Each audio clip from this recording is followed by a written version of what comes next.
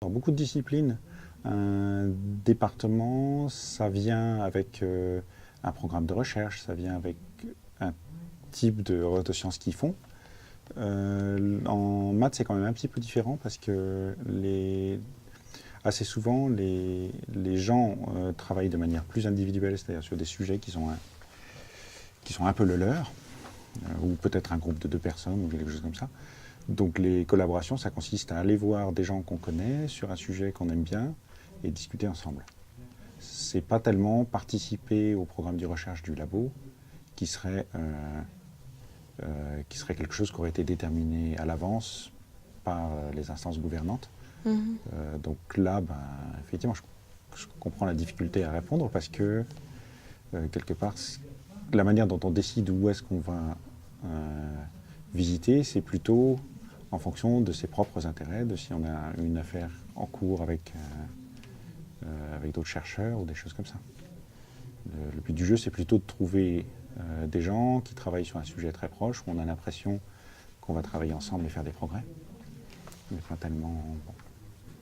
Après, l'ambiance peut être différente. Il faut admettre quand même qu'il y a un tout petit peu de questions que les gens se parlent, parce que même on a commencé, maintenant c'est un peu amusant à dire, mais on a commencé le sujet de la physique.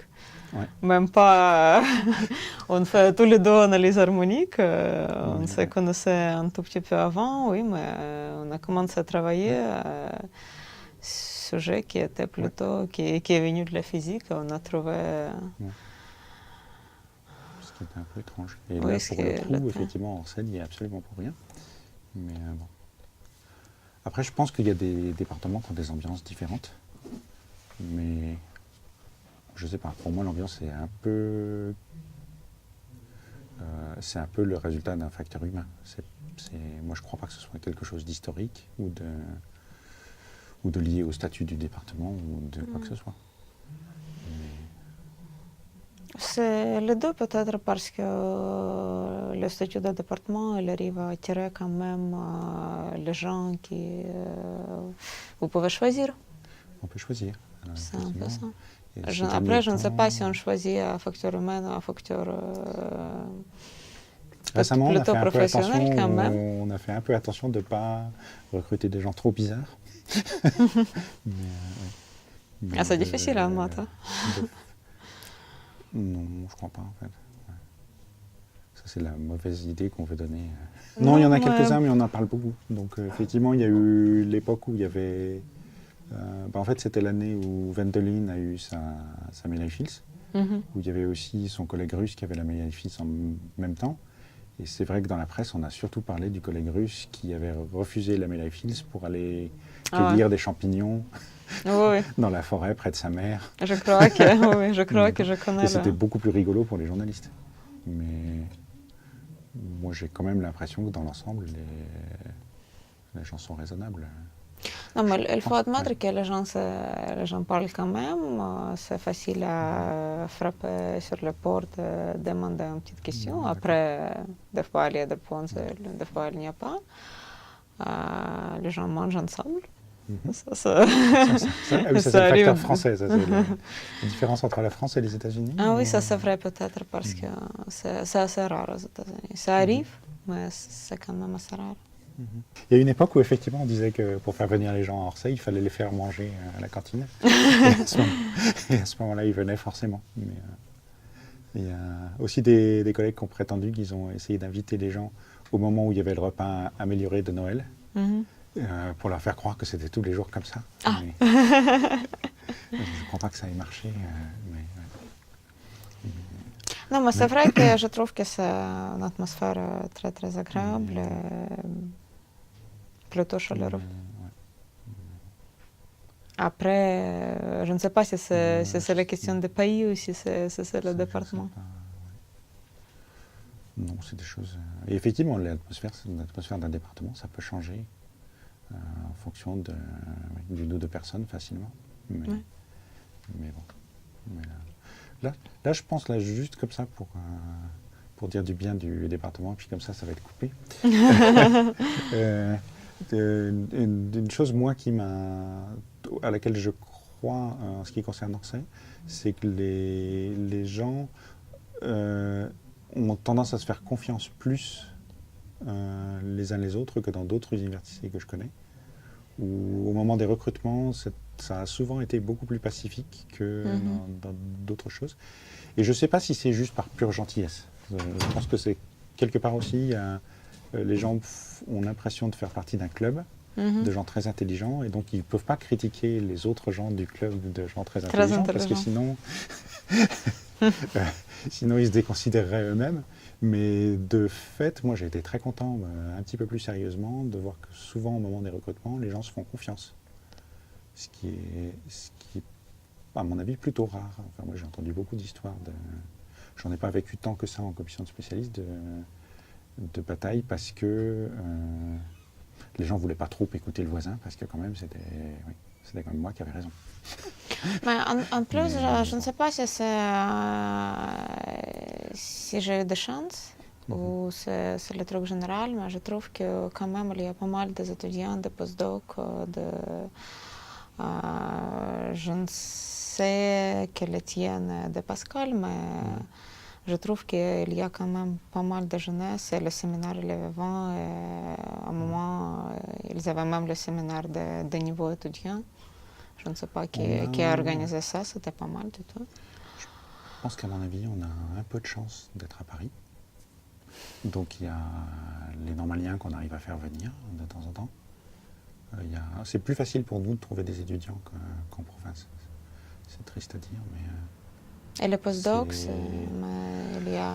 Les postdocs, peut-être qu'on a un peu plus d'argent que d'autres, et puis je pense que les gens aiment bien venir à Paris.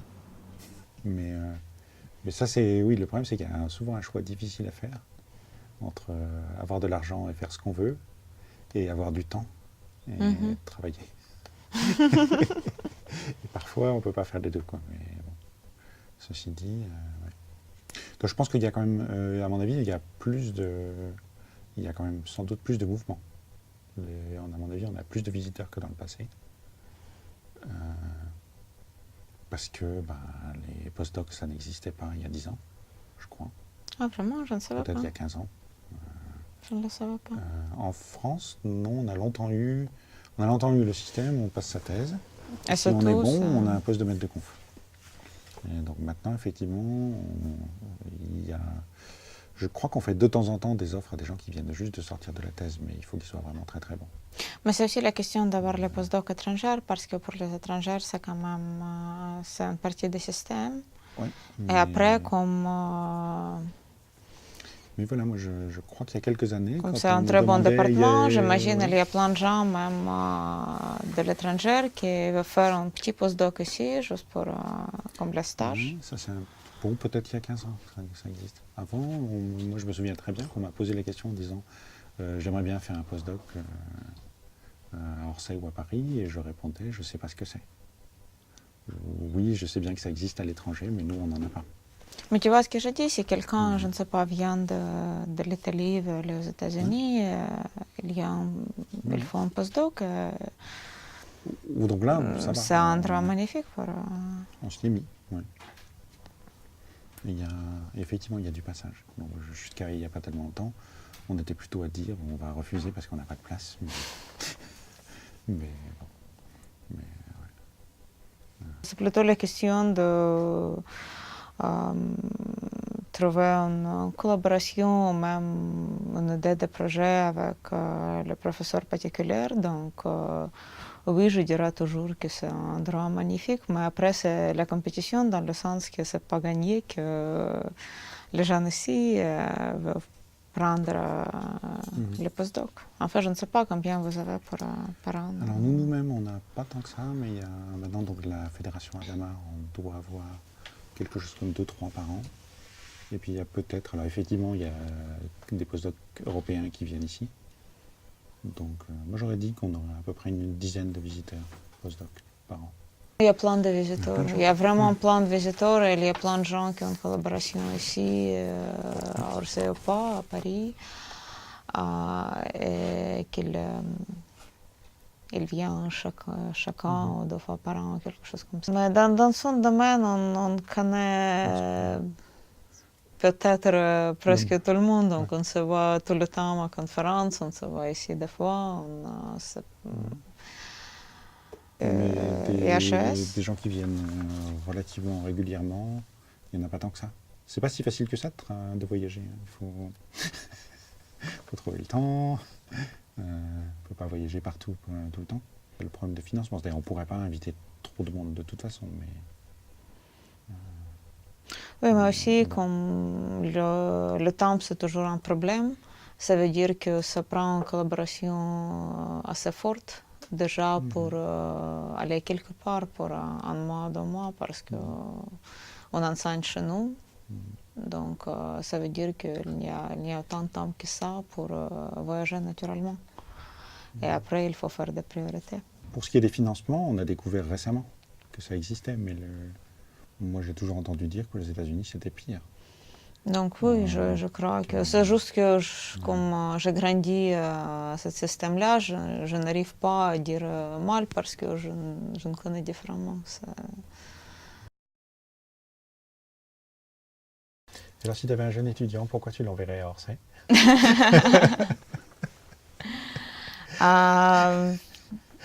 Pour postdoc ou pour étudier comme l'étudiant? Je suppose qu'effectivement, pour oui, un jeune étudiant, je suppose que tu ne connais pas le système de toute façon. Donc ça, peut-être. Si tu veux, oui. Nous, on a nos problèmes habituels d'essayer de savoir s'il vaut mieux aller à l'université ou dans une grande école. Ouais. Ça, c'est un truc qui te dépasse un peu. Oui, je connais assez, mais ça veut dire que peut-être que les jeunes étudiants ici ne vont pas me demander ça. Non. Par contre, ce qui est vrai, c'est que les jeunes étudiants aux États-Unis qui finissent le bac peuvent très bien aller pour graduate school ou après pour postdoc. Mais là, comme on a discuté, c'est vrai que c'est une équipe magnifique. Il faut surtout aller s'il y a une chance. Mais il n'y a pas tant de chance. Non, alors on reçoit pas mal on reçoit des étudiants étrangers. Normalement, on en rapporte quelque chose de bien parce que les frais de scolarité sont assez faibles. Donc en fait, c'est un super rapport qualité-prix. mais de fait, on a un peu plus de mal d'ailleurs à faire venir des étudiants chinois qui étaient on a fait venir pas mal d'étudiants chinois et en fait, on en a eu moins qui venaient de manière autonome parce qu'ils pensent qu'il y a plus de sous à récupérer aux États-Unis après. Donc la société américaine est plus ouverte, donc je ne sais pas quoi. Mais bon. Il est possible. Non, mais à vrai dire, si je ne connais pas le système, surtout peut-être personne va me demander s'il veut aller à grande école à Orsay. Mais c'est vrai que ça me choque quand même. C'est que les meilleurs professeurs sont quand même, il y a pas mal à les universités. Et je trouve vraiment profondément que pour bien enseigner, il faut être déjà un meilleur chercheur possible. C'est pas toujours béjection, oui. Mais quand même, je trouve que c'est très important que les gens qui enseignent des maths, ils ont déjà les chercheurs forts. Les chercheurs bien connus, parce que aussi, c'est comme tu dis, c'est la fonction, tu sais, nous tous les deux, mais après tout le monde, on est devenus mathématiciens parce qu'on a rencontré les gens qui étaient enthousiastes, spécialistes, mais pour être enthousiaste à sujet des équations différentielles ou n'importe quelle, il faut le faire. Et il faut le faire pour la vie. C'est vraiment, il faut le faire comme un métier. Donc, je dirais toujours que les meilleurs chercheurs, quand même, font les meilleurs. Après, oui. Moi, j'ai eu de très bonnes expériences en classe de taupe. Mais bon, je pense que c'est. Je ne peux pas comparer avec les grandes écoles. Je comprends que c'est le système différent. Là, je ne peux pas comparer. Mais du point de vue des professeurs, il faut toujours Oui, donc ça c'est essayer bien de... que les gens sachent que les meilleurs professeurs sont à Orsay. mais, mais, ou même à la fac, alors effectivement, c'est quelque chose que les gens ont un peu de mal effectivement à comprendre en France, parce qu'on a notre système qui est un système élitiste basé sur les grandes écoles, et les gens ont du mal à comprendre qu'en fait l'enseignement, par exemple, à l'intérieur des grandes écoles n'est pas forcément aussi bon que l'enseignement à la fac. Que Exactement, les gens c'est sont parce recrutés que les par des grandes professeurs à fac... écoles pour aller à la fac, et c'est là qu'ils terminent leur vie. Et bon. Mais je pense que ça, c'est plus une question de... Pour nous, on le voit plus comme une question politique qu'autre chose. Et juste récemment, effectivement, on avait cette discussion pour savoir s'il fallait effectivement essayer d'inventer des filières sélectives et tout, donc on a parlé, mais bon. Mais c'est bizarre, quoi. Le système, il marche, il donne les mathématiciens magnifiques, donc je ne sais pas comment il arrive à marcher. Donc le système de grandes écoles et tout. Mais c'est vrai que, vu de l'étranger, c'est quand même un peu étrange que les meilleurs professeurs sont évidemment en fac. Et les meilleurs étudiants, ils ne sont pas toujours attirés à l'université, ils vont quand même normalement aux grandes écoles. Donc ça, je ne comprends pas trop comment le passage elle passe. Il reste l'école normale supérieure, et effectivement, il reste que certains polytechniciens continuent à faire des maths. Oui. Mais oui, après, on bénéficie du fait que si on est très bon en maths, si on est très bon en tout en France, et qu'on réfléchit à rien et qu'on se dit je choisis ce qui est censé me rapporter le plus à la fin, on termine à faire des maths. Donc je crois qu'on a bénéficié de ça aussi. Et on a bénéficié du fait qu'on avait un système de sélection qui était basé sur les maths. Donc c'est ça, quand les gens se sont donné tellement de mal pour apprendre à faire des maths, pour être sélectionnés, dans certains cas, il en reste quelque chose. Donc, mais c'était un peu comme ça en Ukraine aussi, au moins, je ne sais pas, il y a 30 ans ou même 20 ans peut-être. C'est que quand même, les meilleurs, ils ont fait des sciences. Maintenant, c'est peut-être pas ça, à vrai dire. Maintenant, ils font du droit. Je ne peux même Médecine, pas te dire, parce que je crois que maintenant c'est vraiment tout upside down, dans le sens que c'est pas clair qu'est-ce que c'est le meilleur endroit pour l'éducation, comme le meilleur professeur pas mal parti, des sciences en particulier. Droit, si tu veux, c'est pas clair si c'est la meilleure éducation en moyenne au moins, parce que ce n'est pas faire pour éduquer, plutôt pour faire un argent après. Donc, à vrai dire, je ne veux pas dire mal parce que je ne sais pas, mais à vrai dire, je ne crois pas que c'est très clair pour eux non plus, parce que l'éducation la plus prestigieuse, c'est l'éducation qui a l'air de donner l'argent à partir, au moment de partir. Mais aussi, c'est un peu comme Wild West maintenant, dans le sens que c'est pas clair s'il y a la corrélation entre l'éducation et la profession du tout.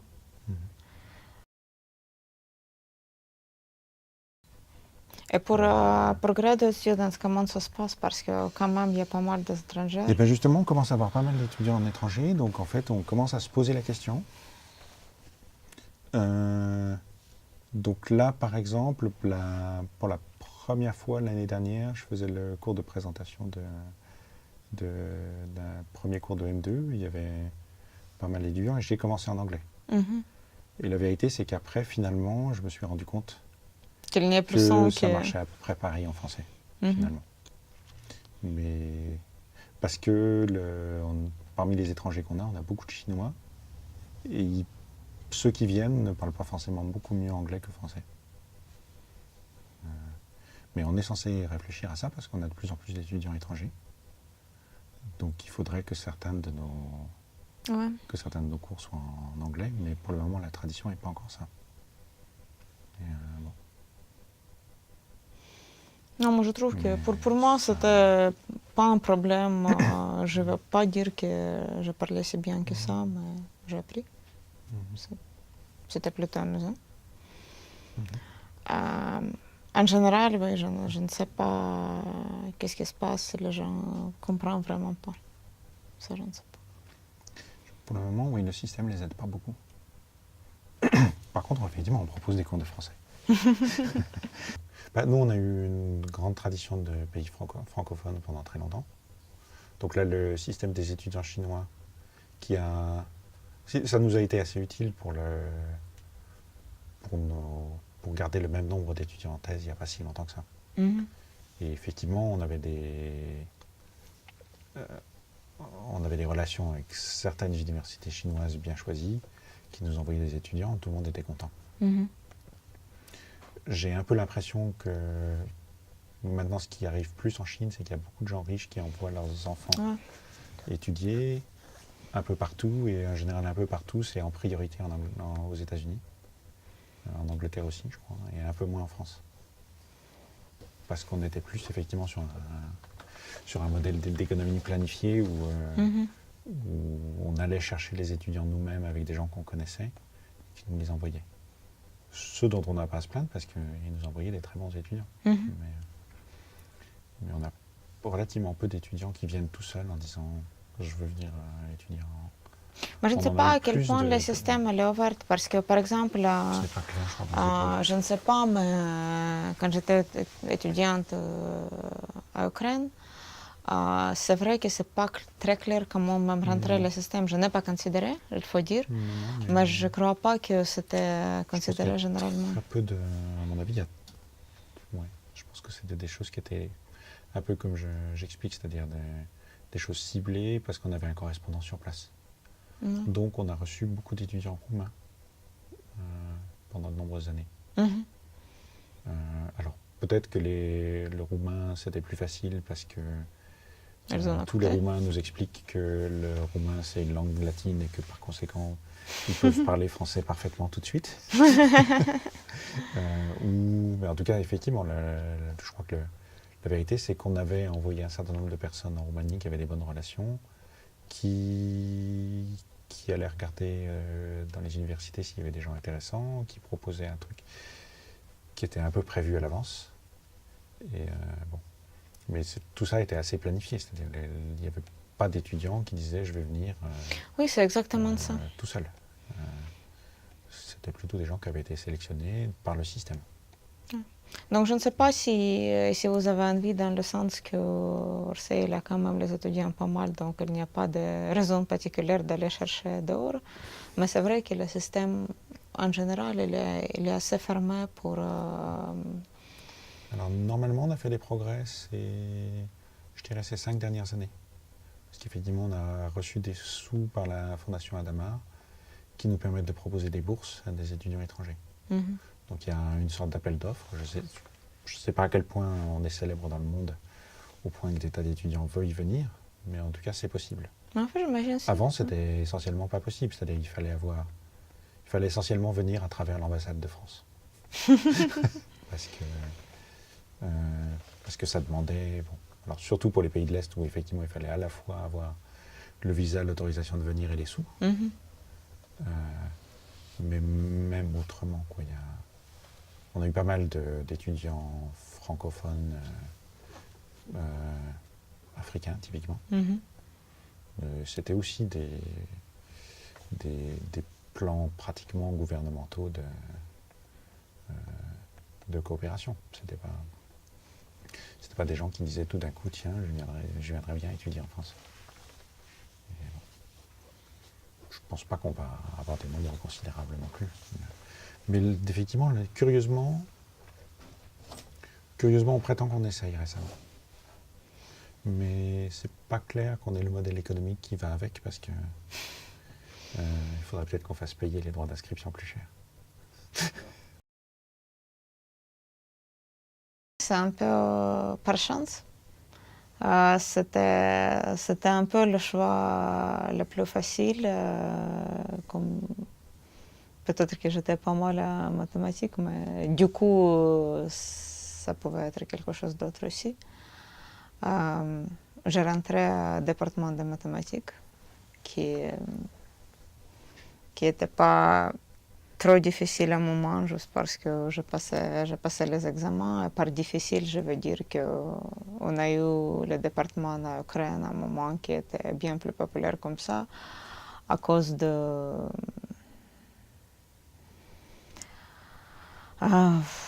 commercialisation, tout ça. Donc, les maths, c'était pas... Mais du coup, c'était une éducation prestigieuse, quand même.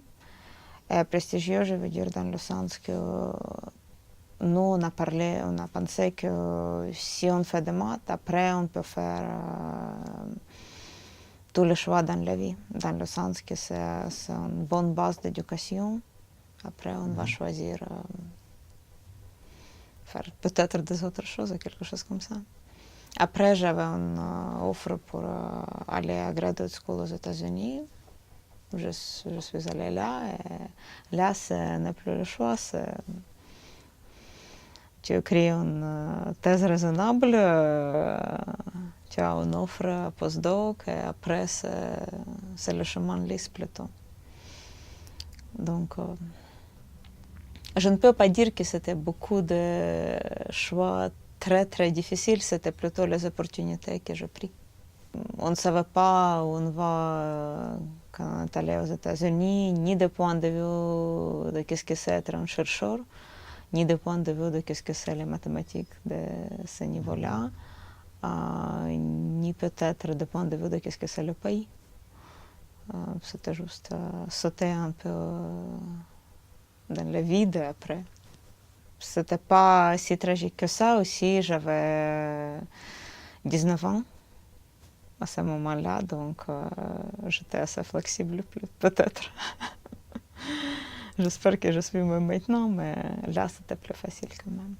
Ce qui s'est passé, c'est que quand j'étais étudiante en Ukraine, on fait quand même un tout petit peu de recherche quand on est en degré. Il faut écrire quelque chose du genre de thèse niveau master, pas vraiment, mais quelque chose comme ça. Donc, le mien, c'était sur les opérateurs de double couche et tout ça. Surtout du point de vue de théorie elliptique, donc c'est un peu différent, mais quand même. Et après, quand j'ai commencé à Missouri, où je suis venue comme graduate student, j'ai choisi ce thème-là, et là, c'est commencé plutôt direction d'analyse harmonique. Donc, c'était peut-être parce que je connaissais déjà les mots, un peu. Mais aussi, c'est vrai qu'à l'université où j'étais, à Missouri, on avait vraiment à un moment, c'était une très forte équipe de l'analyse harmonique, donc c'était un choix évident aussi. Après, je pense que c'est souvent comme ça.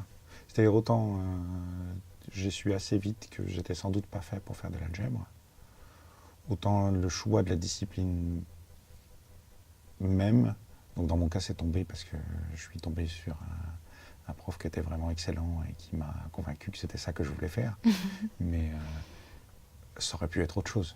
À mon avis, je serais tombé sur quelqu'un d'autre qui aurait été également C'est un peu ça. Enthousiaste, et ben j'aurais suivi l'enthousiasme.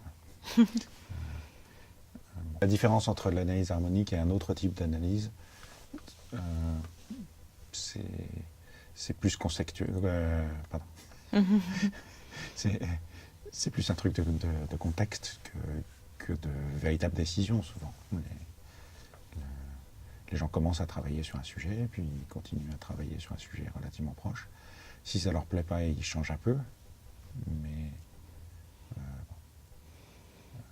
Mais c'est vrai, oui, c'est un peu la question de... Je crois que toujours il y a la question d'opportunité,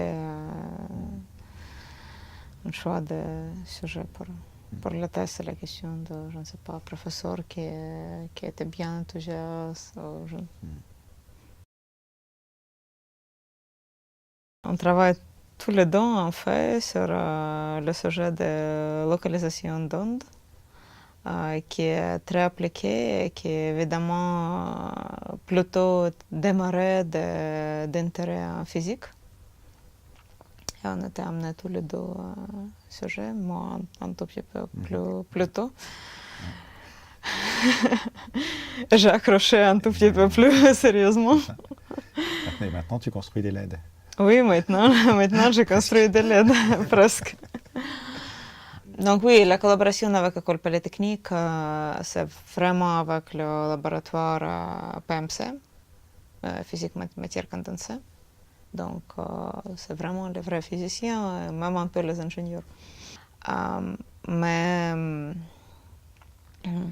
ça, c'est le côté de DP, de partie de théorie elliptique. Après, on a trouvé le côté de minimisation là aussi. Du coup, je trouve que c'est un sujet très intéressant. C'est pas parce qu'il y a un côté d'application, c'est surtout que c'est un sujet intéressant du point de vue de physique, des applications et des mathématiques aussi. S'il n'y avait pas de mathématiques intéressantes à ce point-là, peut-être que ce sera plus difficile à apprécier pour moi. Mais on a découvert l'approche complètement nouvelle à localisation d'ondes et maintenant c'est devenu... on a démarré dans beaucoup de directions avec les vibrations de plaques, avec le LED. Après, il y a le côté mathématique pur qui est très intéressant aussi.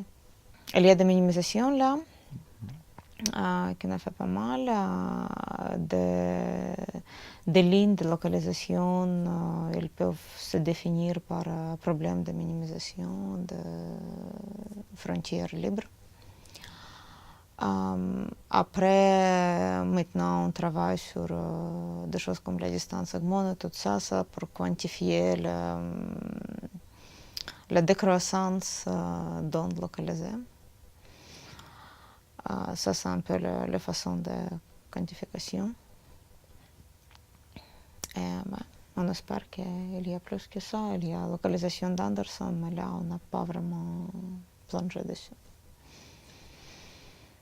En fait, tu n'as pas exactement le même rêve que moi, qui ai fait des maths pures pendant encore plus longtemps, qui est qu'un jour, ça puisse servir à quelque chose. Oui, mais là, c'est quand même, ça commençait avec quelque chose qui était déjà important pour les applications.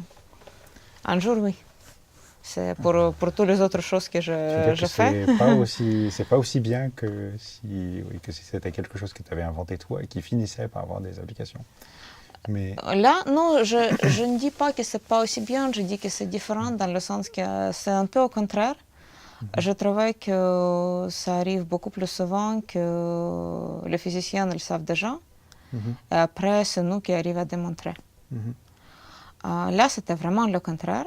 Ils ne savaient pas qu'est-ce qui se passe. Ils ont montré beaucoup d'échantillons, les exemples de processus, ils ont localisation là, ils ne savent pas pourquoi. Ni qu'est-ce que c'est qui démarre la localisation, ni qu'est-ce que c'est qui quantifie, ni pourquoi, ni quel genre de domaine pour quel opérateur. Et du coup, du point de vue de mathématiques, c'est en jaune avec la fonction de Green et tout ça que je trouvais la fonction landscape avec Marcel et après Donc c'est vraiment arriver à comprendre les phénomènes tels qu'ils arrivent. Oui, c'était vraiment le contraire et je trouve que c'est le contraire de ce qu'on fait en général. Oui, et je trouve que c'était plutôt agréable. C'était vraiment le cas où il ne pouvait pas même inventer sa mathématique. Ce n'est pas comme la fonction de landscape, elle a existé, et nous, on a trouvé la définition mathématique, elle n'a pas existé.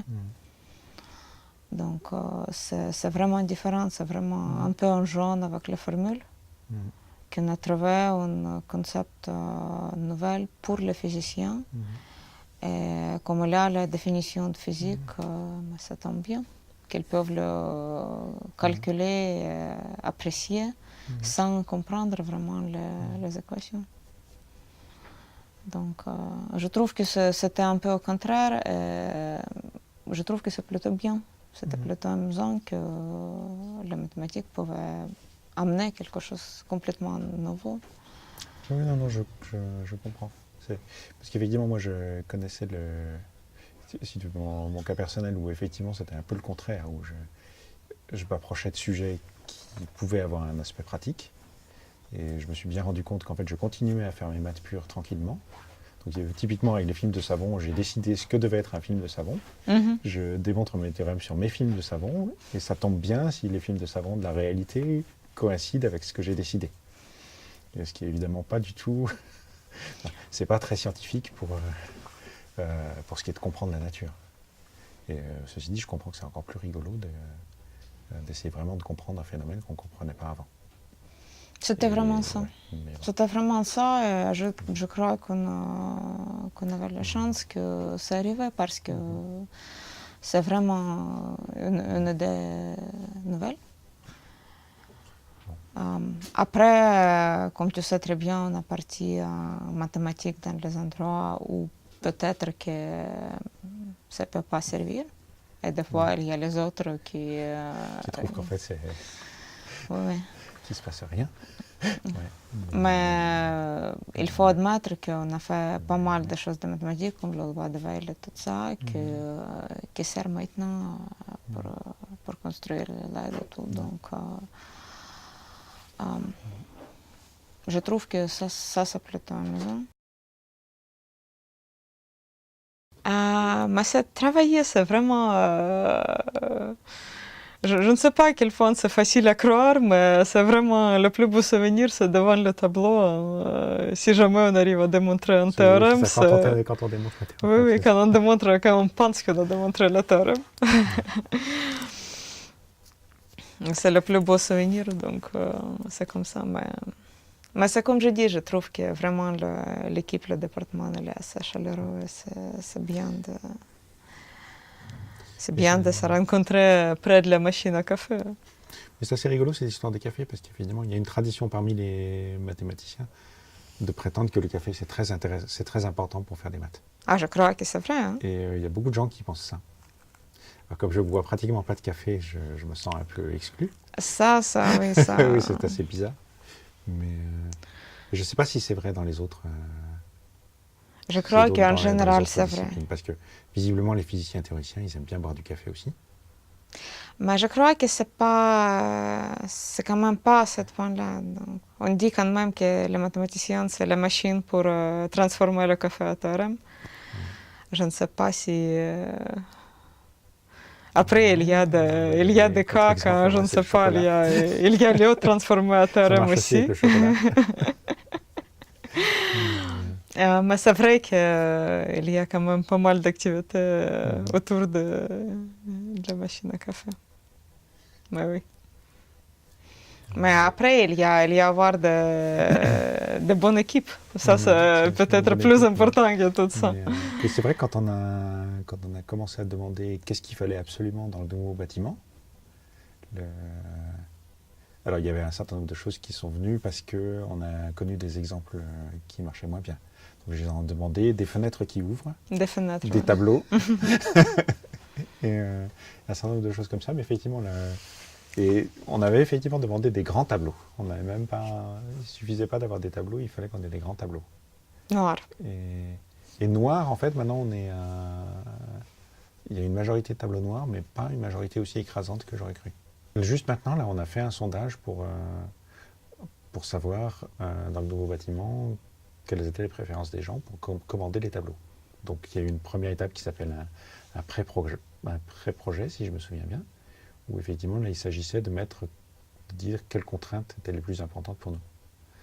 Et alors, effectivement, les contraintes qu'on a mises, c'est ce que j'ai dit, les tableaux, les fenêtres qui ouvrent, le calme. Oui, ça c'est important aussi. Et puis, donc, c'est vrai que ça a pu paraître un tout petit peu étrange. Ce qui se passe, c'est que normalement, on devrait attribuer les bureaux en fonction de divers critères. Et certains d'entre eux... Alors, je pense que pour le moment, on peut mettre les tableaux de n'importe quelle couleur dans n'importe quel bureau. Mais en fait, on va faire passer à l'architecte des instructions en disant dans tel bureau, ce sera un tableau blanc ou noir. Ou vert, parce qu'en fait, il y a aussi cette option, il faudra qu'on choisisse entre blanc et entre noir et vert. Et là, juste pour prouver que ce n'est pas une question de goût, effectivement, les gens s'en fichent complètement de savoir si c'est vert ou noir. Ce qu'ils veulent, c'est un truc avec de la craie sur lequel on puisse écrire avec les mains. Ça, c'est important. Et que ça pas l'odeur dégueulasse. Après. Et alors, effectivement, les raisons pour lesquelles moi, je préfère un tableau noir plutôt qu'un tableau blanc, c'est des raisons qui sont à moitié sérieuses, mais ouais, j'ai décidé que le feutre, ça sentait mauvais et que c'était dégoûtant quand c'était effacé. Et il y a des gens qui disent que la craie, ça salit, ça met de la poussière partout. Bon. Donc les deux existent.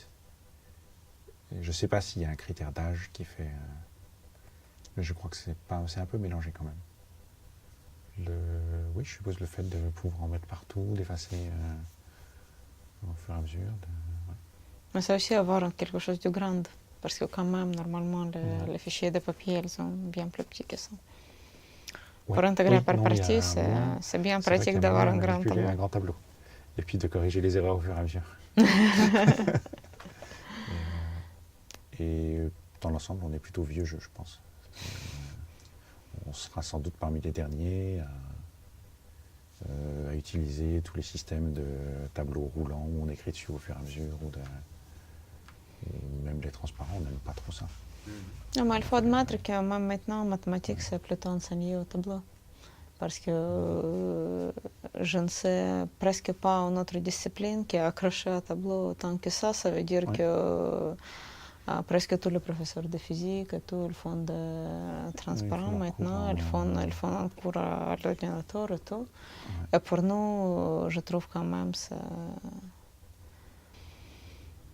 donc oui, le meilleur souvenir, c'est le théorème, oui, quand ça marche. Mais après, plutôt du point de vue d'interaction avec le département, je trouve que c'est très très agréable.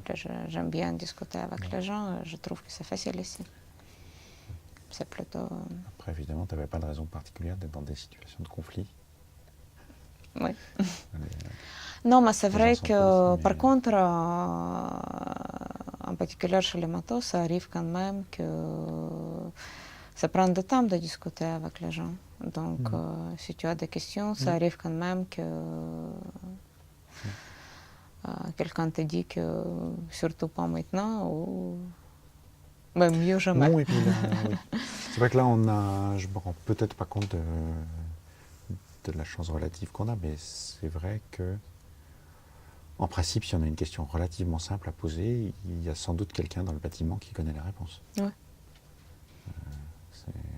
Ça, c'est l'avantage, c'est très, très l'avantage d'un grand bâtiment. Un grand département. C'est l'avantage des bons départements, du tout. C'est pas... Oui, alors l'avantage des bons départements, c'est qu'en plus, la réponse pourrait être juste.